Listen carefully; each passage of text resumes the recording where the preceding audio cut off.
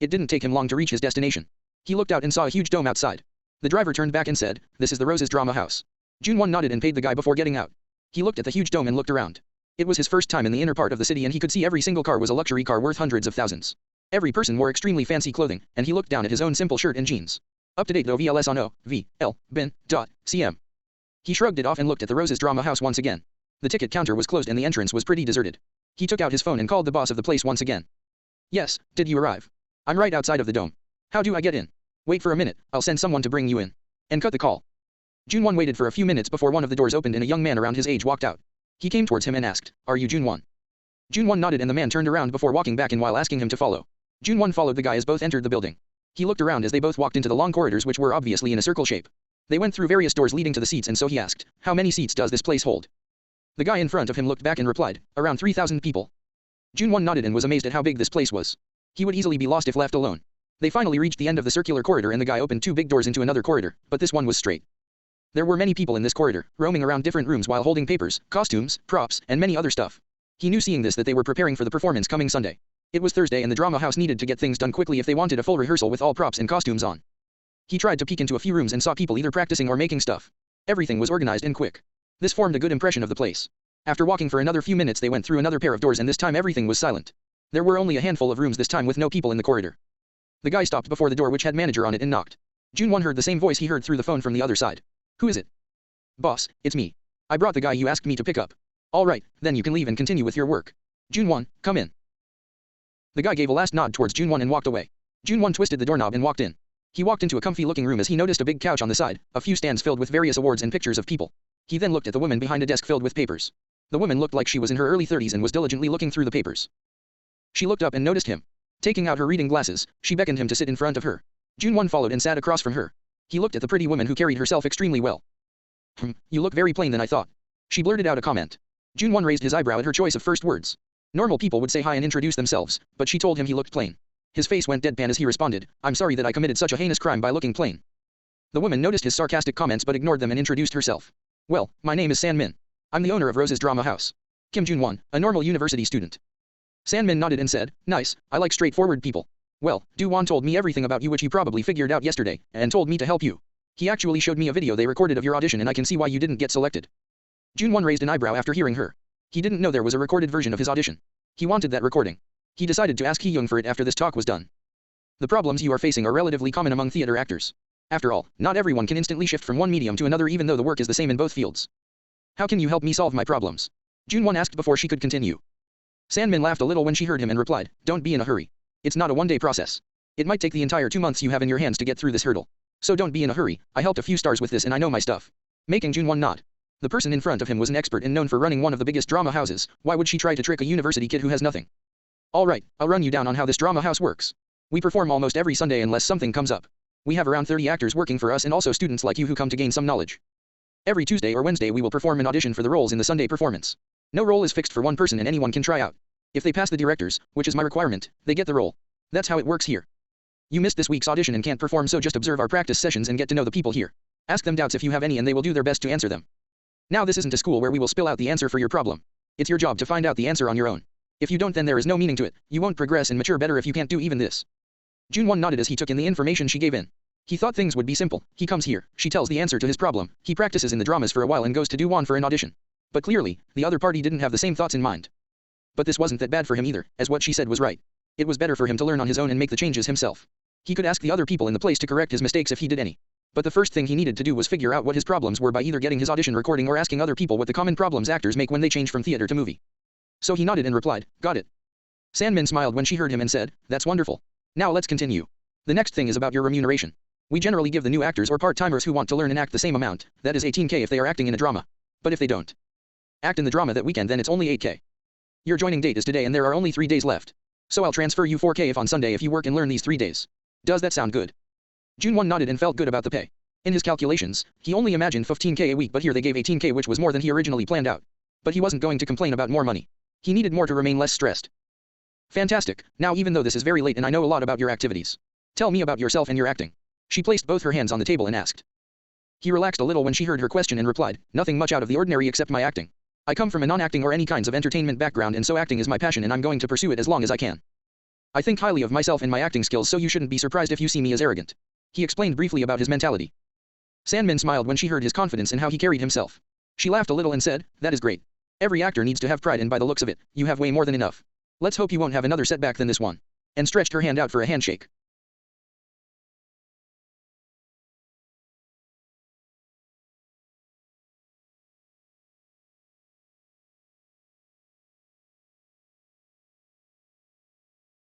Junwon was now outside the room waiting for someone to come pick him up and show him around the place.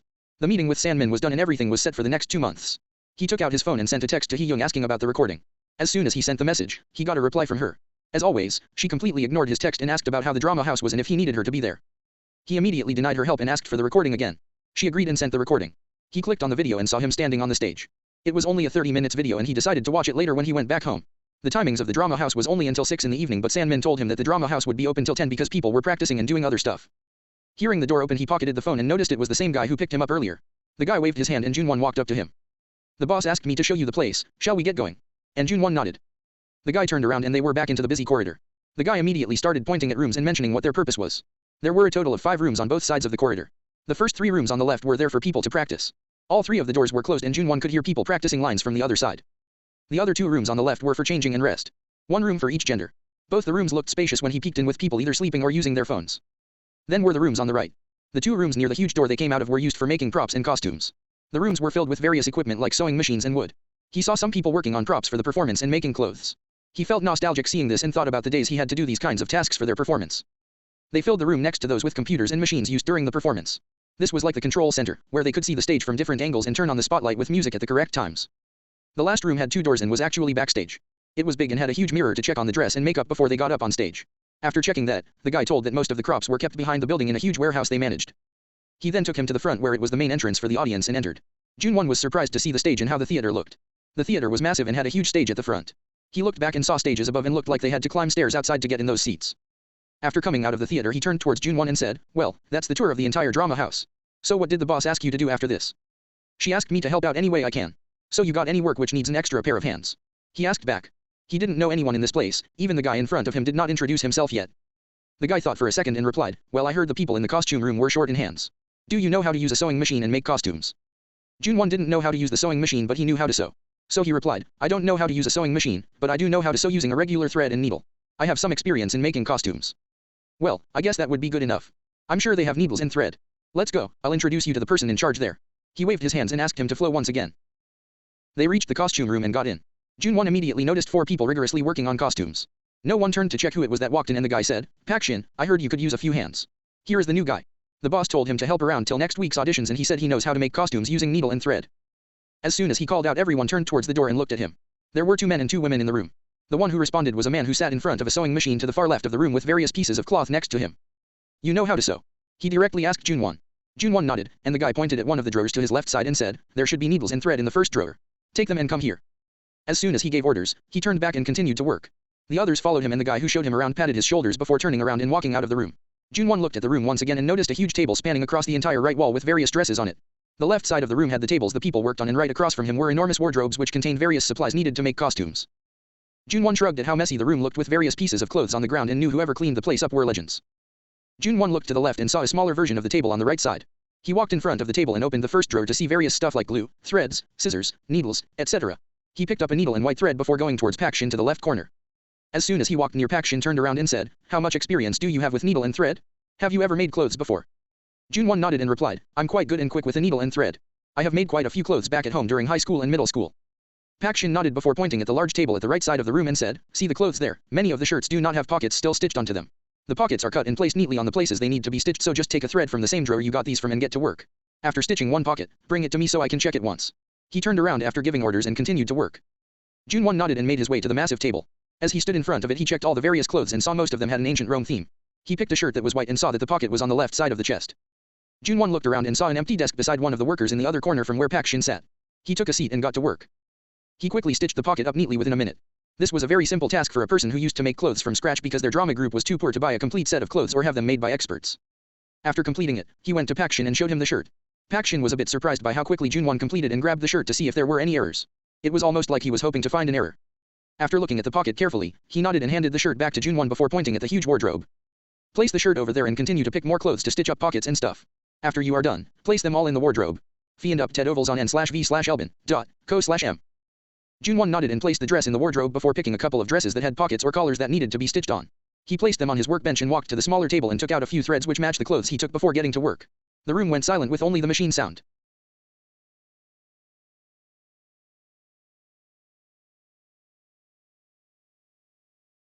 As all of them were working in the room, Pak Shin stood up and said to everyone, "All right, let's take a break. We can continue after a while." While stretching his body a little. As soon as he said that, the rest exhaled in relief and also started stretching their bodies. All of them sat in front of the sewing machines for hours.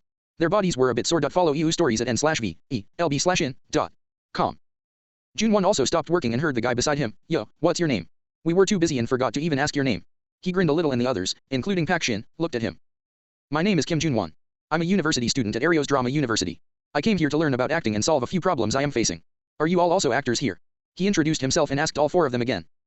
All of them shook their heads hearing his question and the same guy replied, "No, we aren't actors. We all majored in art and are quite good at movie settings and costumes. So we all work here for the drama house and sometimes get called for movie sets too. Oh.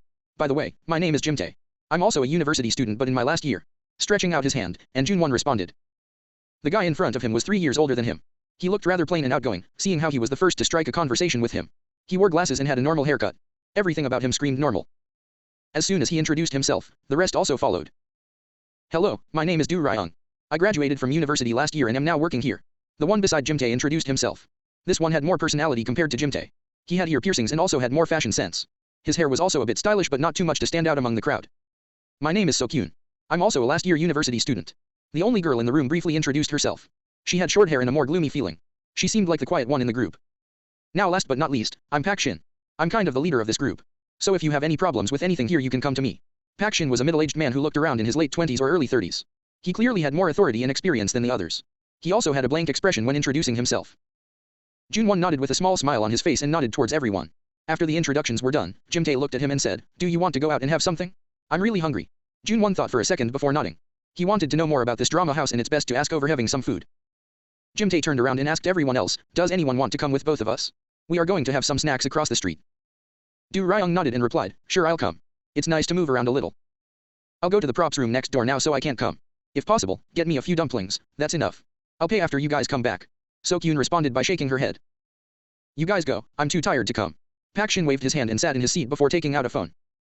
"Alright then, let's go." Jimtae stood up along with Junwon and Du Ryung. All three of them made their way outside the room and saw the busy corridor once again. Many people were moving around different rooms and so they slowly made their way through and exited that area. After going through another pair of doors, the corridor was empty and silent. The three slowly walked out of the theater and saw the sun started to set. Jimtae looked back and asked, "So what do you guys want to eat?" "There is a market nearby which sells many fast food items." Junwon shrugged and replied, "I have no preferences. So you guys can decide." As soon as he said that, Du Ryung said, "Alright then, let's have a few dumplings. I'm kinda craving for those." Jimtae nodded, and they made their way down the street. Junwon looked around and saw many shops and tall offices. He saw people walking out of buildings, tired and looking into their phones. There were many cabs on the road too for the office men to go home. After walking down a few blocks, Jimtae stopped and looked to the side. It was a market and a crowded one at that. Junwon saw many office men who came out like them to take some rest or were off work and just wanted to chill for a while. "Alright, let's go. It's more crowded than usual." Making the other two nod. They followed Jimtae's lead and reached a dumpling store. The store was very busy, as many people were sitting and chatting. There wasn't any place for them, so Jimtae decided to get a takeout and eat back at the theater. After getting a few extra dumplings for the other two, they exited and came out. Junwon sighed as he knew he wouldn't be able to talk about the theater like they originally planned. He decided to suggest getting a few drinks after the work was complete. That was another good way to talk. They quickly made their way out of the street, and the three exhaled in relief. Jimtae wiped some sweat off and exclaimed, "That was tough. So many people just keep coming in and it's really suffocating." Du Ryung shrugged and replied, "It's the only market to get cheap snacks and drinks in an area like this. So of course it will be crowded." Jimtae nodded, and the three started to make their way back. They quickly reached the theater and went into their room. As they were walking through the corridor, a few people who saw the bag in their hands also went out to get something to eat as if they remembered they were hungry. They entered their room and saw Sokyun and Pak Shin on their phones. They looked up and nodded at the three of them. Jimtae shook the bag in his hands and said, "Alright, let's all eat some quickly and get back to work. We couldn't eat there cause it was just too crowded and busy today." The other two nodded and all three of them sat down in the middle of the room. Jimtae took out the disposable chopsticks they got from the store and gave everyone one. Du Ryung took out the box of food and opened it up. The food was still warm and the aroma filled the room. Everyone quickly completed the dumplings in the box before throwing the box and chopsticks into the trash. Du Ryung exclaimed as he sat in his seat, "Those were some good dumplings. We should get them more often. Those really hit the spot." Jimtae and Sokyun nodded and Pak Shin said, "Alright, the break is over, and let's stop talking about food. We need to get these clothes ready by tomorrow. The costume trail is tomorrow evening, so come on, let's get going." He clapped his hands and made Jimtae groan. Everyone started working again as Jun-won's work also changed from stitching pockets to checking the costumes for any default in them. There were bound to be a few defaults because of the speed they were churning out the costumes. He just needed to check them and correct them if possible or hand them over to one of the 4 who were on the machines. Jun-won worked quickly and the room went silent again like earlier. By the time they finished for the day, it was already 9, way past the actual closing time. Pak Shin stood up and said while clapping, "Alright, that's it for today. We finished most of the costumes and let's get the rest of the smaller ones tomorrow morning. Everything should be ready by tomorrow evening for the tryouts." As soon as he said that, the rest groaned and exhaled in relief. It was a long day for them and was exhausting because of the deadline. "Alright, let's get some drinks before going back," Jim-tae exclaimed as he pumped his fist up. "I need to go back to my dorm. It's almost closing time. So not today." So-kyun rejected as she finished packing her stuff. "I need to get home. My wife has been texting for the past 30 minutes. So you 3 continue," Pak Shin said as he was checking if everything was there as the leader of the group. Jim-tae looked at Do Ryung and Jun-won with a hopeful expression and became elated when both agreed. Jun-won was happy that he didn't need to suggest as the outgoing Jim-tae did.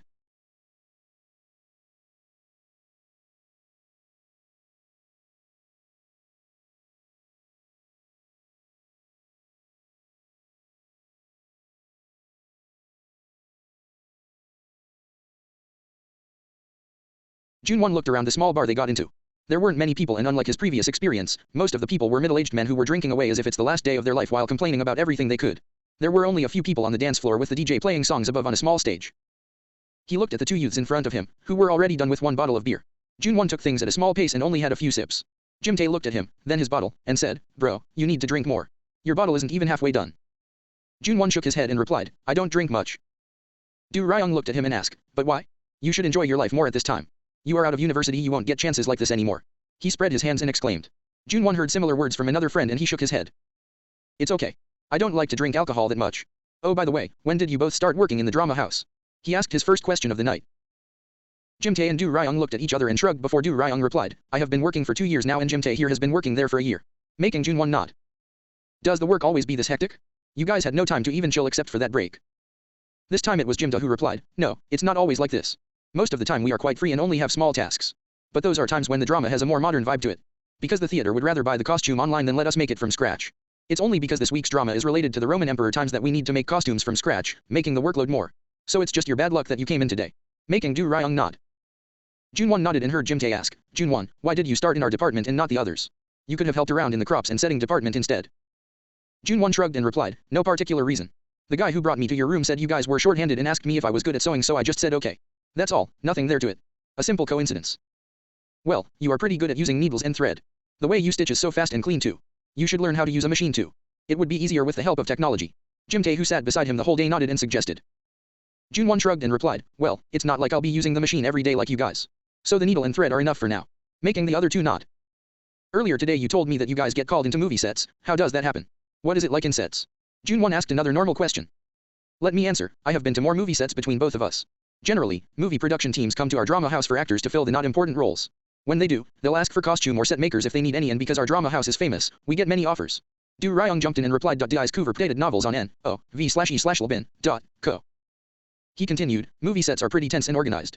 Every group has a leader and we need to follow the leader's orders and get things done before the director or the main actors arrive on the set.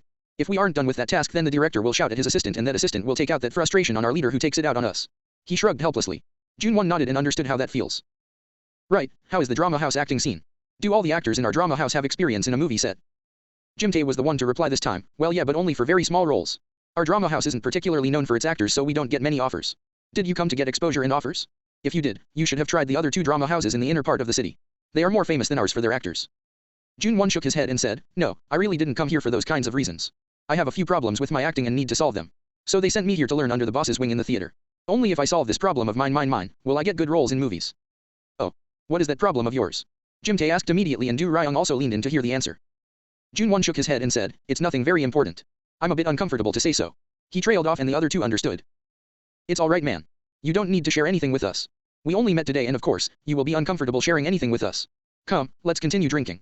Do Ryung said before raising the second beer bottle and taking a sip. Jun-won nodded and asked, "Thanks for understanding. Right, how is the weekly audition for roles in our drama house? The boss told them that they are fair and all. But are they really fair?" Jim-tae nodded and said, "Yeah, they really are fair and also very strict. The boss will personally select for each role so she doesn't allow any mishaps. There was this one time an actor bribed one of the boss's assistants for a role. But that poor guy instantly got caught by the boss during practice sessions and she fired the assistant on the spot and made sure that guy won't get any opportunities in films in the city. The boss is pretty influential, so be careful in your auditions next week." Jun-won was surprised when he heard the story. He acted with a bit of doubt and mockery. But the reply he got was pretty serious. He didn't doubt Jim Tae when he saw even Du Ryung nodding alongside him. He was also surprised by how decisive and influential San Min was. She actually fired her assistant without batting an eyelid in front of everyone and was also influential enough to stop the future of the guy who crossed the line. So the boss is influential in the city. Du Ryung nodded and said, yes, I heard there were many drama houses who wanted to take her down when Rose's drama houses was getting famous. But she fought and stepped on all those drama houses, making them vanish. Many people say she is from an influential background. But no one really knows her background. Junwon nodded and said, alright then, let's continue drinking. He took a sip and changed the topic. He asked for the information he needed. He was curious about San Min. After another 1 HR they stopped drinking and the two were pretty drunk but enough to tell the cab driver what their address was. Junwon only drank another bottle in that 1 hour and was completely sober. He checked the time, and it was almost 10:30. He waved his hand for a cab and told the driver to get to the university. As he was in the cab his phone rang and noticed it was from Hee-young. He sighed and contemplated a little before he picked up the call. If he didn't then the girl would call him the whole night until he picked it up. How was your first day at the drama house? Did you face any problems? She was a little too excited to know about his problems. He shook his head and replied, no, I'm pretty well. The drama house is pretty good. Everything is very professional. Of course everything will be good and professional. What else did you think? That place is a cherry on top of all the drama houses out there. Many people would get on their knees to beg to get into that place. She scoffed on the other side. Junwon nodded and asked, all right, you are right. Anyway, why did you call so late at night? Well, I called to inform you that I might not be in touch this frequently for the next 2 months or even more. My shooting is starting in 2 days and I'll have to go to another city for the shoot. So I might not respond to your calls or messages and so I did you a favor by calling you and informing you of this. Now don't cry that I'll not be here to talk. You can send a text and I'll reply when I see it. She completely unleashed her narcissistic side.